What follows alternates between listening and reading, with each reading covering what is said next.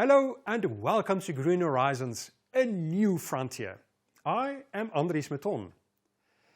The concept to see opportunities rather than challenges was taken to a new level of practicality recently when the Namibian farming community came together for an expo at Farm Otjiwa.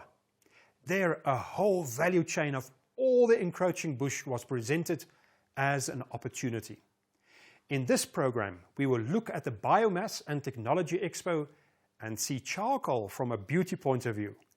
We will also explore how to use bush as feeds and deadwood as fuel.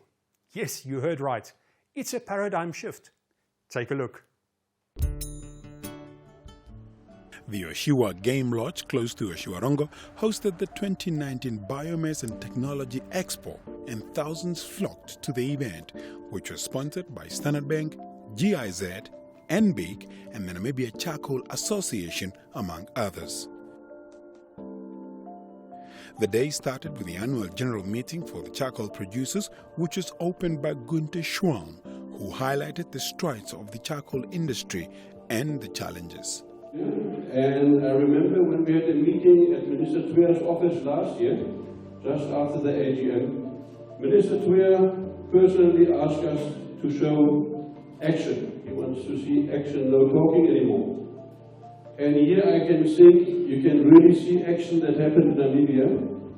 We had been rising by SFC producers from 119% from 2018 to 2019. Farm management under the strict SFC control has increased.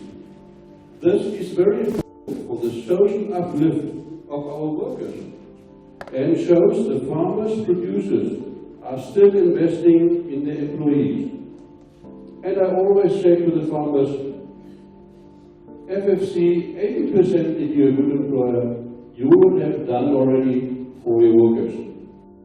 Michael Deje from the Charcoal Association also echoed the same sentiments, but assured the producers that the FSC regulations that needs to be adhered to are straightforward. He said that it's a win-win situation for everyone, which consists of 3 pillars. Just talk a little bit, I want to talk about FSC.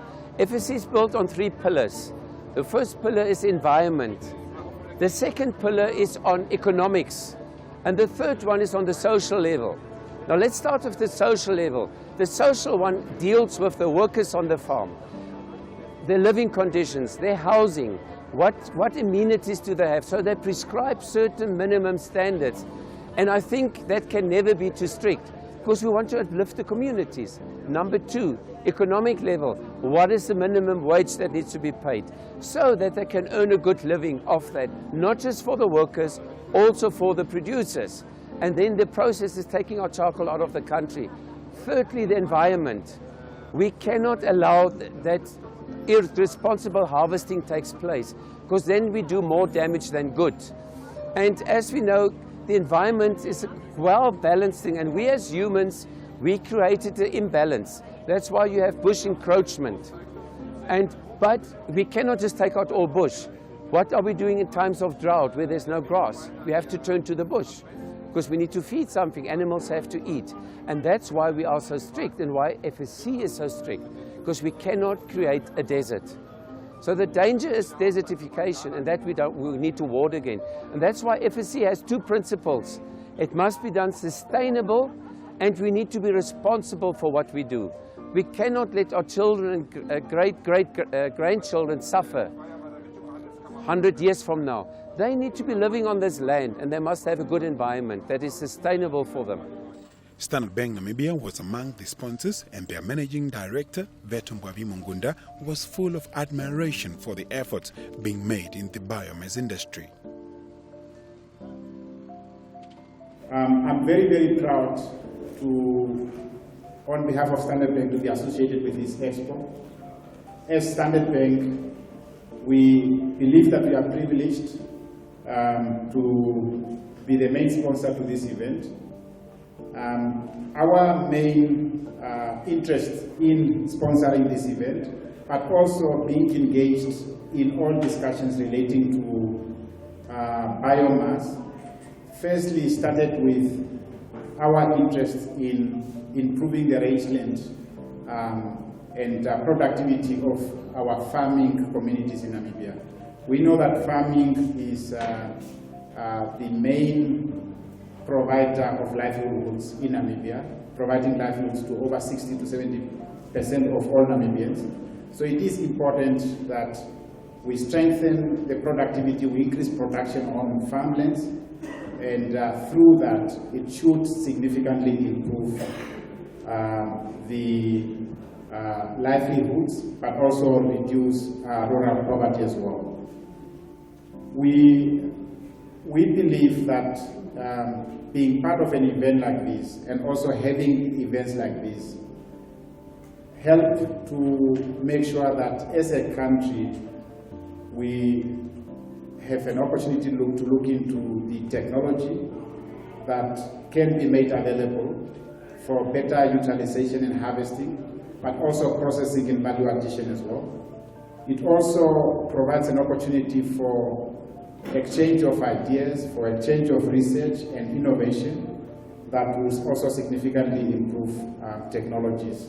That should also add to further improvements in the utilization of what we have.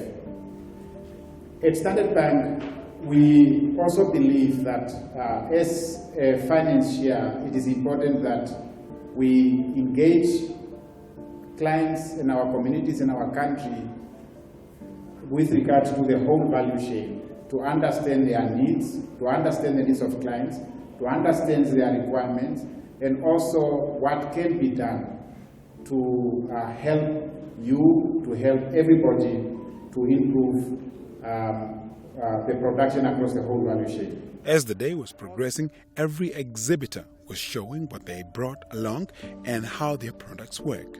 Marius Kronger from Oshoarongo-based John Deere retailer had this machine, which has the ability to turn bushes into feed. Operating it does not need much work, as its feeder is large and the machine processes the pieces in the feeder to small chunks that the animals can eat. You know about the drought in Namibia, so we think the best would be to sell the Tomcat chipper to all the farmers. The nice thing about the whole product is that the Tomcat chipper is built in South Africa for Africa, so the machine is very robust. It can handle any type of wood, any type of brushes, but what's most important about the whole machine, this machine gives you the final product. So if you put anything through this machine, like in thinner thorn bushes and brushes, it goes through, it gets chipped inside, and then it's been blown over into a shredder. The shredder will shred up the bushes and it will throw it out with an auger and not with a chute. The auger is nice because it keeps all the leaves and all the feed and the nice stuff will stay inside of the bush, so that you can make bush feed for your cattle and goats and animals. Very easy to use, very cheap, and the nice thing about the machine is the running cost on it is very low. We normally look into what the cost per kilogram will be on food for your animals, and that is very important in Namibia. So you don't want to go to a much larger machine or a bigger machine, because then the feed will cost more than you can purchase from any other food product like Voermeester or Nutrifeed. So the best thing to do is to make the feed as cheap as possible, to use the other guys, but to make it as cheap as possible. So to use the machine is very easy. It's on a trailer, it's mobile, you can take it anywhere on your farm where you want to take it. It's been driven with a 65 horsepower engine, and then you'll chip it, you'll use it, maintenance, very cheap, user-friendly for the people of Africa, for all the farmers that's got cattle and don't have time. This is the best machine to buy. But how does the machine actually work? Let's take a look. So I just switch it on. I start it. Then I engage the gearbox by pressing against it until your drum starts to roll. It's pushing, and I will put it on the accelerator.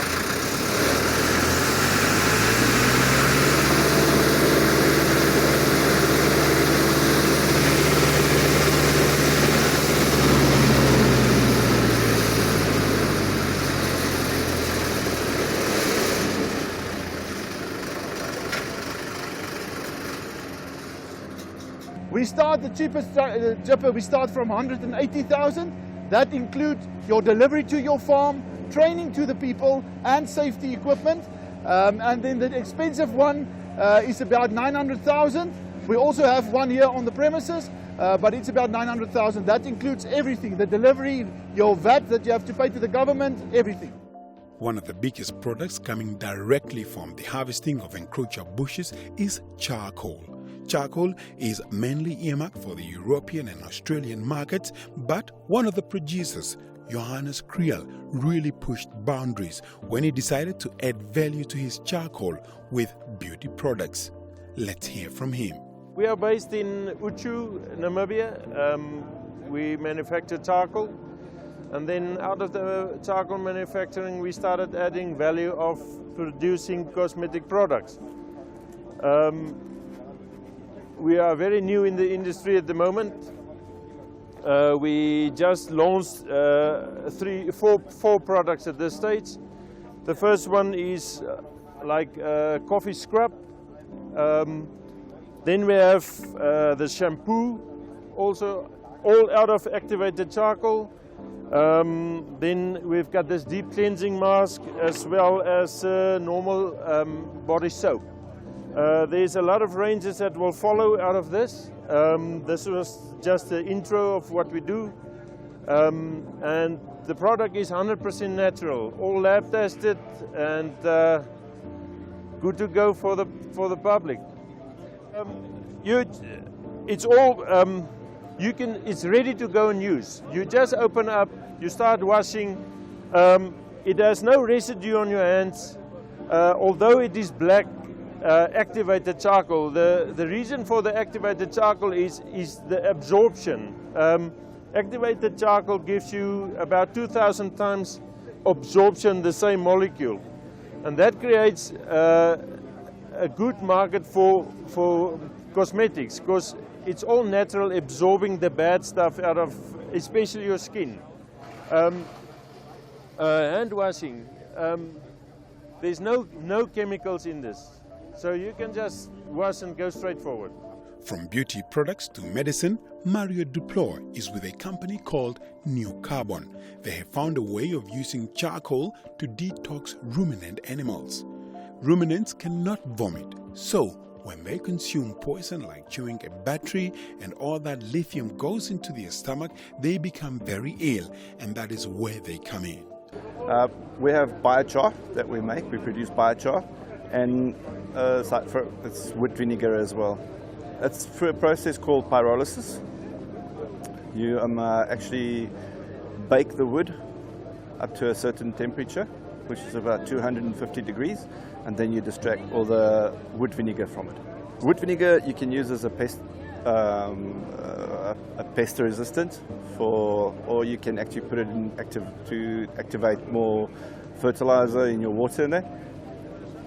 And at the end product you have this biochar, which looks like this. You see it? Which is good for feeding to chickens, sheep, cattle. You just mix it with their food, with their feed. Yeah, very little. They don't need a lot of it, but what it does, it absorbs the poison. If there's any poison in, it just keeps the cattle and the chickens healthy. Let's quickly take a break and see you on the other side as we bring you more innovative ideas from the 2019 Biomass and Technology Expo.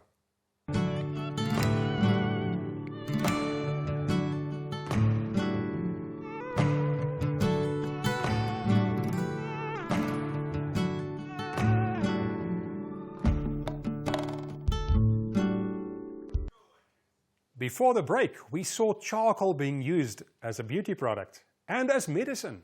Now we move to a machine that is simply a bush feed mixer on steroids. Before the break, we saw charcoal being used as beauty products and as medicine. Now we move to a machine that is simply a bush feed mixer on steroids. Eugene Foster from Vikings in South Africa brought a gigantic machine that has so much power it can provide a viable solution to this severe drought. Let's take a look at a practical demonstration from the experts.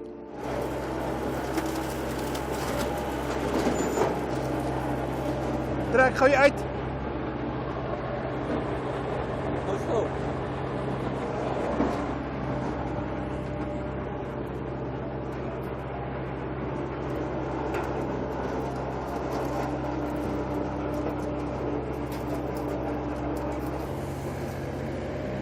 Selfs daai ouetjie is reg. We're in the composting and feed mixing industry. So we provide machinery that is imported from Italy. And the market that we service is animal feeding. That's game feeding, sheep and cattle feeding. It is called a composter. Obviously in Europe they use it more for composting, but it is such a strong machine with such high specs that, as you just saw with the trees that we put in there, it's got no problem eating up large trees. So the technology behind it is it's got a closed hydraulic system, so it doesn't need a strong powered tractor to operate the machine. It's got its own hydraulic pump that generates that enormous power to mulch any material that you put in there. If you're looking at what we call boskos, you would probably, depending on your loading system, you would be able to generate 2 tons of feed per hour. It's got its own self-loading system, so you don't even need a loader. You can, with bags, just put it in the self-loader and it tips it into the machine, and it mixes like a proper feed mixer. It is built on the same technology as a feed mixer. It's just got higher specs, stronger steel, stronger blades, stronger nuts and bolts to be able to take the punishment. But you would be able to take all your concentrates, whatever you put in your mix, and that will mix homogeneously through the whole mix that you put in there. Now let's move to something that you at home can also do. It's all about the barley grass that grows in 7 days and is then ready for your animals to eat. You might want to get a pen and paper for this. What you will need are barley seeds, which are available at most agricultural retailers. Lawson Manyika from the Namibian National Farmers Union explained this easy way of planting your own feed. So what you're looking at here is hydroponic fodder production here. So how the process works, right? So you can use any grains that you have available, but barley fodder that we're using here is the most preferred one because it is the cheapest on the market. It is the most nutritious again on the market, right? I think you are all familiar with the fact that barley is very high and very rich in protein content. So that we want to unlock that crude protein content to our livestock for their fattening processes. So how it works? You take barley seeds, all right? You soak it in a bucket of water, right? So the amount of water that you're going to use doesn't matter. What you just want is you want the seeds to be fully submerged in water for a period of up to 4 hours, all right? So after 4 hours now, after 4 hours of soaking, you drain all the water. You drain the water after 4 hours. And then you are left with moist barley, all right? And then you put it now in a closed container bucket or even the same bucket, all right? But then you need to make sure that that bucket now is containing holes. So the holes are meant to make sure that there's oxygen going in there because oxygen is required for the germination process. So if you look at our banner there, you will see that bucket closed with a black plastic thing having holes to initiate the germination process, all right? So after 24 hours, of the seeds, soaked seeds, in this 24 hours of the soaked seeds in this closed bucket, you will notice that if you zoom in on these seeds, that the germination process has already begun after 24 hours, all right? After 48 hours of the seeds in this bucket, you will notice that that simple root would have grown considerably bigger. Let me look for something that I can use here. Would have grown up to this stage, all right? So when the seeds are looking like this now, after 48 hours, that is when you know now that the seeds are ready for planting in your trays, all right? So at this stage, that is when we introduce these trays now. So these trays can either be aluminum or plastic, because you want to prevent rusting, because you're going to be using a lot of water in these trays, all right? So you take these seeds after 48 hours, you spread them evenly up to a depth of 2 to 3 centimeters here. If they are too loosely spread here, as you are watering them, the seeds will be disturbed, and then the root system here will not be able to form, as you can see here. So as you start watering them now, where is that watering thing? Consulting services. All right. So this is how you water now. So you take your water, and then you just shower it generously over those seeds now after 48 hours. So this is how you water it generously. All right. So as you are watering it, you are also noticing that we have put in some holes underneath the trays here. There are holes here. There are holes underneath here, such that if I water this tray on top, you will see the water is starting to drip down through these holes. It waters the tray that is here, waters the next tray, and then the water runs into this collecting can, and then it runs down. You collect the water at the end here, and then you're able to recycle the water over and over again, all right? So depending on the temperature now, you are watering these trays 2 to 3 times per day. If it's very hot, you water more times, because you want to maintain the moisture in the trays here. So by the 4th day, you are looking at this height. This is the fodder. You will see that there's no soil, there's nothing underneath there. So this is on day 4. So on day 4, you are able to feed this to your poultry, all right? To your chickens, to your birds, to your turkeys, to your doves, all right? So if you allow it to grow to the 5th day and feed it to your poultry now, it will be containing a lot of protein, which is not very good now for the chickens. That is why for your poultry, you feed it on day 4. We skip day 5, we go to day 6. On day 6, it would have grown considerably taller, and then at that stage, it is appropriate for your rabbits and for your pigs. But what we are looking at is to harvest it at day 7, when we are looking at 25 to 30 centimeters in height, all right? So on day 7, you are harvesting it whole, and you are feeding it everything. So this is how you remove it. If you look at this is on day 7, all right? So the roots would have formed a carpet, right? So you just remove it, roll it, and then you feed it to your livestock whole. So your cattle, goats, sheep, they do not only feed on the green on top, they consume even the seed that is still contained inside there. They consume also the roots, and they get a little bit also of water, because there's water that is contained in here. So it also feed that reduces the stress on your livestock in terms of their water requirements, all right? So the very good thing about barley now is, if we take 2 kgs of these seeds, right, and we spread them in here, by the time that you're harvesting, you're not harvesting 2 kilograms of barley seed.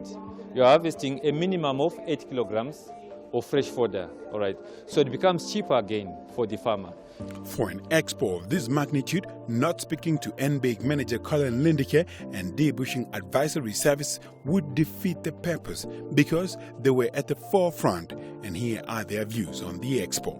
In 2015, the GIZ did a demand survey to actually explore and find out from public and private advisory services, as well as farmers, if there is adequate knowledge or dissemination of information on sustainable bush control and biomass utilization.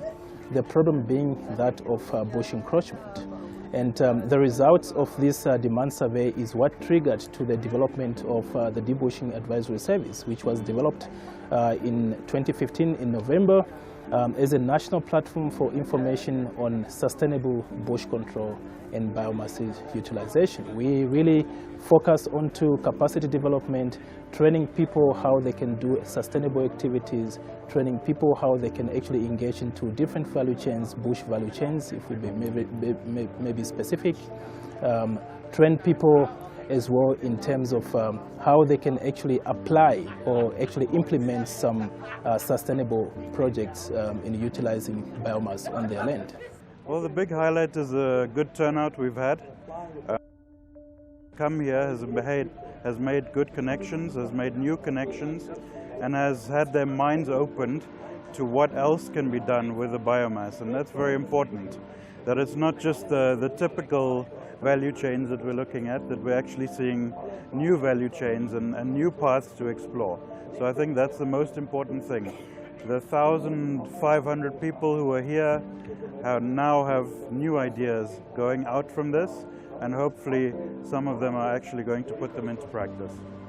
As we say goodbye, let's quickly check in with the many participants who have come from far and wide to attend this historic event. Difficult to say since I've moved through a lot of things, and as a farmer there's a lot of equipment and I got to learn a lot about a lot of stuff. Irrigation, bush to feed, the way forward with charcoal production, the marketing, the labor regulation that's going to come, and all the way forward. So there's plenty. One cannot say a specific stall was the best because what you got to learn was very broad. What I'm afraid of, that the whole Namibia will become desert. I think the expo was very fine. The exhibitors was really nice in explaining all the machinery, very friendly. We enjoyed it a lot. Baie goed. Baie interessant, goed georganiseer. Absoluut, uit die boeke uit. Expo excellent, good organization, smooth, and we learn a lot about the future, what we want to do, what we can do. Hierdie basis sal baie oplossings bring. Hy sal so droogplekke oplossings kry en al die goeie oplossings kry. Yes, there were specific things I wanted to see and I wanted to learn, and I did, especially how to bend the charcoal. And so I'm satisfied. I'll tell you one thing, it's been a fantastic day. I've been chatting to everyone I haven't seen for a very long time, and I haven't even visited the stalls. On that note, we have come to the end of our program, and we hope that you have been well educated as well as enticed. From me, Andries Meton, and the entire crew, it's goodbye for now.